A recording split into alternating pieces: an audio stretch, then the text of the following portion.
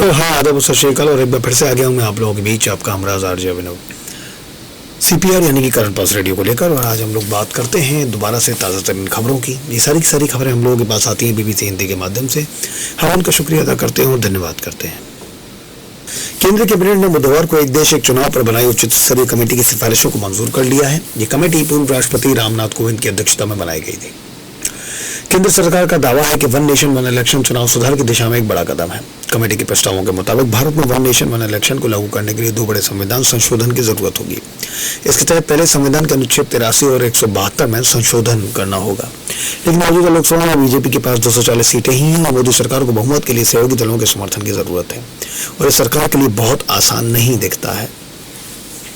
हालांकि मोदी सरकार को इस मुद्दे पर ज्यादातर सहयोगी के अलावा कुछ अन्य दलों का समर्थन भी हासिल है, लेकिन प्रमुख विपक्षी दल कांग्रेस ने इसका विरोध किया है। इसके अलावा कई क्षेत्रीय दल लोकसभा और विधानसभा के चुनाव एक साथ कराने का खुलकर विरोध करते हैं। जानकर मानते हैं कि सरकार के सामने चुनौती वन नेशन वन इलेक्शन को लागू कराने के लिए जरूरी विधेयक पास कराने की ही नहीं बल्कि व्यवहारिक तौर पर भी कई मुश्किलें हैं। कोविड कमेटी की सिफारिश है। पहले चरण में लोकसभा और विधानसभाओं के लिए एक साथ चुनाव कराए जाएंगे। संविधान के अनुच्छेद 83 और 172 में संशोधन होगा। इस संविधान संशोधन के लिए राज्यों के समर्थन की आवश्यकता नहीं होगी। संविधान संशोधन कितना आसान। भारत में लोकसभा और विधानसभा चुनाव को एक साथ कराने का मुद्दा साल 1983 में भी उठा था, लेकिन उस वक्त केंद्र की सरकार इंदिरा गांधी की सरकार थी और उन्होंने इसे कोई महत्व नहीं दिया था। उसके बाद साल 1999 में भारत लॉ कमीशन ने लोकसभा और विधानसभा के चुनाव एक साथ कराने का सुझाव दिया था। उस वक्त केंद्र में बीजेपी के नेतृत्व में एनडीए की सरकार चल रही थी। साल 2014 में बीजेपी ने लोकसभा और विधानसभा चुनाव एक साथ कराने के मुद्दे को अपने चुनावी घोषणा पत्र में शामिल किया था। हाल ही में प्रधानमंत्री नरेंद्र मोदी ने 15 अगस्त को लाल किले से दिए अपने भाषण में भी वन नेशन वन इलेक्शन का जिक्र किया था। हालांकि उस मुद्दे पर विपक्षी दल और राजनीतिक विश्लेषक बीजेपी और केंद्र सरकार पर सवाल उठाते रहे हैं। फिलहाल महाराष्ट्र और हरियाणा का जिक्र किया जा रहा है, जब पिछली बार विधानसभा चुनाव एक साथ हुए थे, जबकि इस साल इन दोनों राज्यों के चुनाव भी अलग अलग हो रहे हैं। इसके अलावा भी कई चुनावों का जिक्र किया जाता है जो वन नेशन वन इलेक्शन के सिद्धांत से मेल नहीं खाता है। वरिष्ठ वकील और संविधान के जानकार संजय हेगड़े कहते हैं कि इसे लागू करने के लिए सरकार को कई संविधान संशोधन कराने होंगे और इसके लिए उनके सहयोगी साथ देंगे या ये नहीं, ये भी निश्चित नहीं है। अगर ये पारित हो भी जाता है तो मामला सुप्रीम कोर्ट में जाएगा, क्योंकि संविधान के मूलभूत ढांचे को बदलने वाला होगा। चुनाव में ब्लैक मनी का बड़े पैमाने पर इस्तेमाल होता है और अगर एक साथ चुनाव होते हैं तो इसमें काफी कमी आएगी। दूसरे चुनाव खर्च का बोझ कम होगा और समय कम जाया होगा और पार्टियों और उम्मीदवारों पर खर्च का दबाव भी कम होगा। संजय हेगड़े के मुताबिक एक साथ चुनाव कराने का मतलब है एक तरह का प्रेसिडेंशियल फॉर्म ऑफ डेमोक्रेसी हो जाएगा, यानी चुनाव कुछ इस तरह हो जाएगा कि आपको नरेंद्र मोदी पसंद है या नहीं, आपको राहुल गांधी पसंद है या नहीं है। लोकसभा के पूर्व महासचिव और संविधान के जानकार PDT आचार्य के मुताबिक वन नेशन वन इलेक्शन को लागू करने के लिए संविधान संशोधन के लिए संसद में 2/3 बहुमत की जरूरत होगी। भारत के संविधान ढांचे में वन नेशन वन इलेक्शन कराना संभव ही नहीं है, क्योंकि यह संविधान के मूलभूत ढांचे के खिलाफ है। PDT आचार्य कहते हैं राज्य विधानसभा का चुनाव संविधान की 7वीं अनुसूची में स्टेट लिस्ट में आता है। राज्य विधानसभा को समय से पहले भंग करने का अधिकार राज्य सरकार के पास होता है, लेकिन वन नेशन वन इलेक्शन के लिए राज्य विधानसभाओं से यह अधिकार छीन लिया जाएगा, जो संविधान के मूलभूत ढांचे के खिलाफ है, इसलिए ये कभी नहीं हो सकता है। मसलन लोकसभा और विधानसभा चुनाव एक साथ कराने के लिए उन राज्यों को विधानसभाओं को भी भंग करना होगा जिनका कार्यकाल पूरा नहीं हुआ होगा। विधानसभा भंग करने का अधिकार राज्य सरकार के पास नहीं होगा और इसका नियंत्रण केंद्र सरकार के पास चला जाएगा। वहीं वरिष्ठ पत्रकार प्रदीप सिंह ने बीबीसी संवाददाता संदीप राय से कहा था कि वन नेशन वन इलेक्शन कोई आज की बात नहीं है। इसकी कोशिश 1983 से ही शुरू हो गई थी और तब इंदिरा गांधी ने इसे अस्वीकार कर दिया था।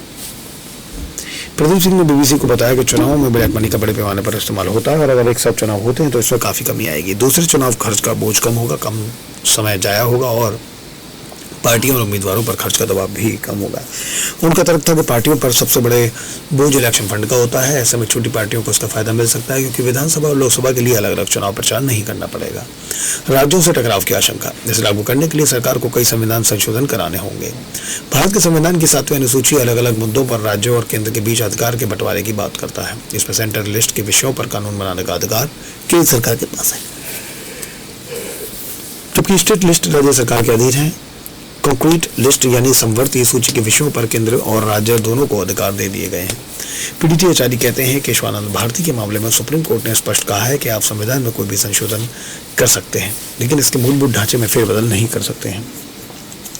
पूर्व मुख्य निर्वाचन आयुक्त एस.वाई. कुरैशी के मुताबिक इस वन नेशन वन इलेक्शन के लिए पूर्व राष्ट्रपति रामनाथ कोविंद की अध्यक्षता वाली कमेटी को 47 राजनीतिक दलों ने अपनी प्रतिक्रिया भेजी थी, जिनमें 15 दलों ने इसे लोकतंत्र और संविधान के संघीय ढांचों के खिलाफ बताया था।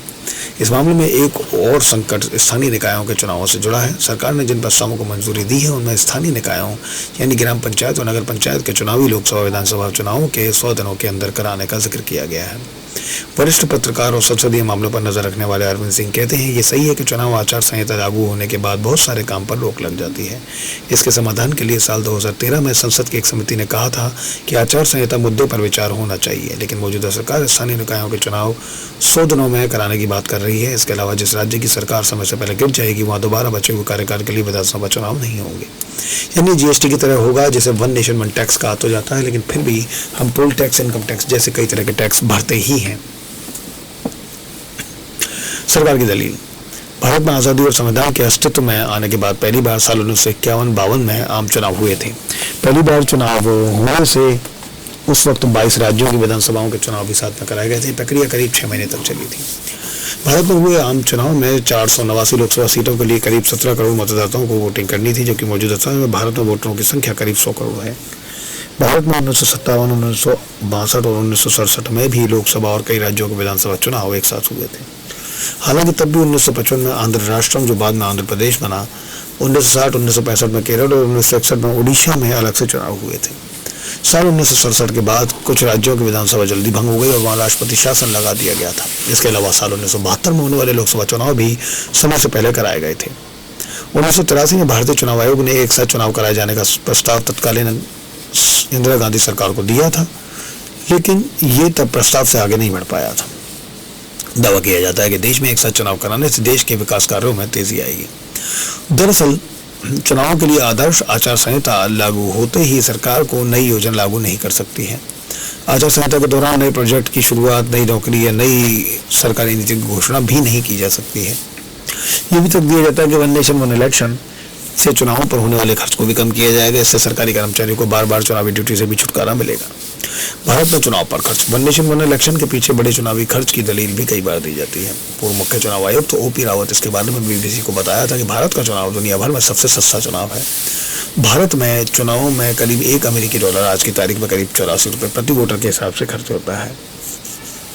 इसमें चुनाव की व्यवस्था, सुरक्षा, कर्मचारियों की तैनाती, ईवीएम और वीपीएटी पर होने वाला खर्च शामिल है। भारत के पड़ोसी देश पाकिस्तान में पिछले आम चुनाव में करीब $1.75 प्रति वोटर खर्च हुआ था।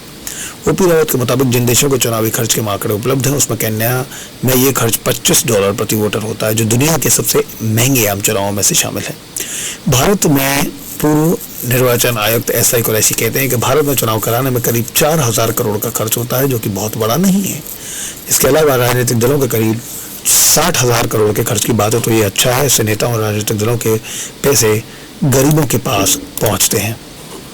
चुनाव में बदलते समय चुनाव में तकनीक का इस्तेमाल भी बढ़ा है। इसके बावजूद भी चुनाव के दौरान बैनर, पोस्टर, प्रचार सामग्री बनाने, चिपकाने वालों से लेकर ऑटो रिक्शा वालों तक को काम मिलता है।